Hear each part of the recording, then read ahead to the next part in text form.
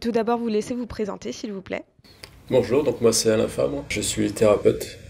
Donc moi je suis Yann Alignol, je suis musicien et sonothérapeute. Est-ce que vous pouvez nous parler de la librairie et de son histoire ? Elle a commencé il y a 31 ans, puisque l'année dernière on a fêté les 30 ans de librairie.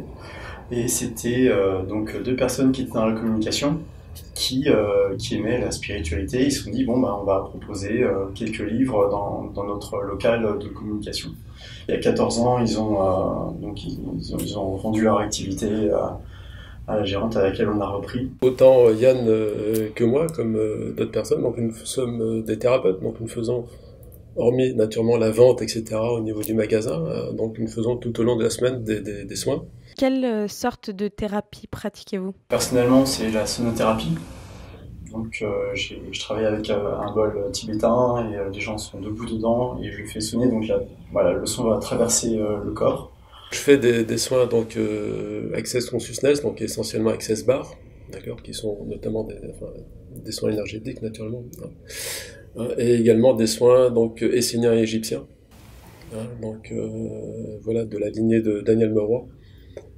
Alors soins, on ne dit pas qu'on va guérir naturellement parce qu'on n'a pas le droit, d'accord, mais effectivement on peut accompagner les personnes qui sont par exemple qui ont un cancer, par exemple, qui est issu des chimiothérapies, etc., on peut les soulager.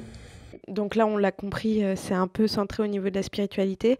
Quels sont les thèmes précis qu'on peut retrouver dans la librairie ?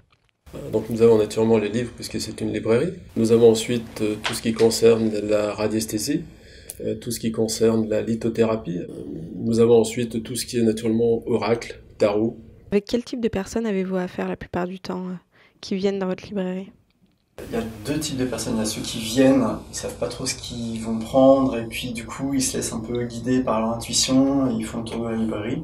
Et puis après il y a des personnes qui viennent et puis qui ont une demande par rapport à un besoin, par rapport à leur habitation, soit être mieux dans leur habitation, soit être mieux intérieurement.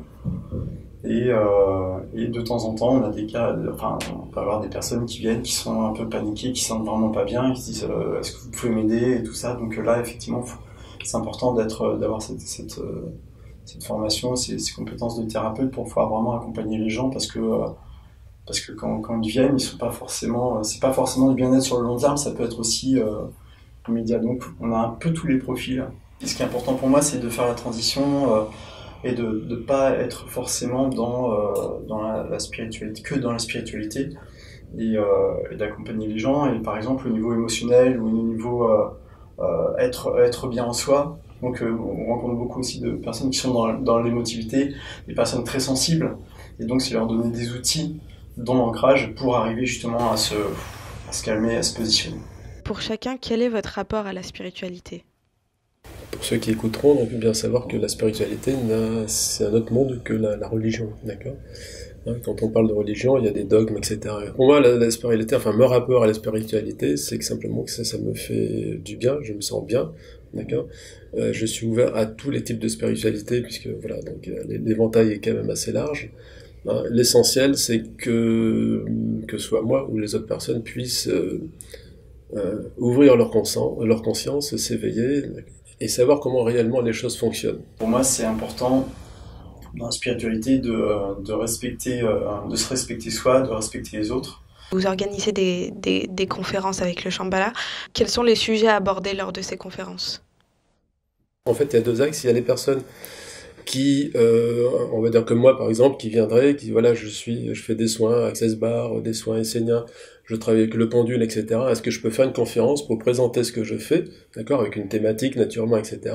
Pour qu'éventuellement, derrière des personnes disent, tiens, j'aimerais bien venir vous voir au cours d'une séance, d'accord. Voilà. Et après, nous avons des personnes qui viennent faire, entre guillemets, je veux dire, simplement des conférences pour présenter une thématique.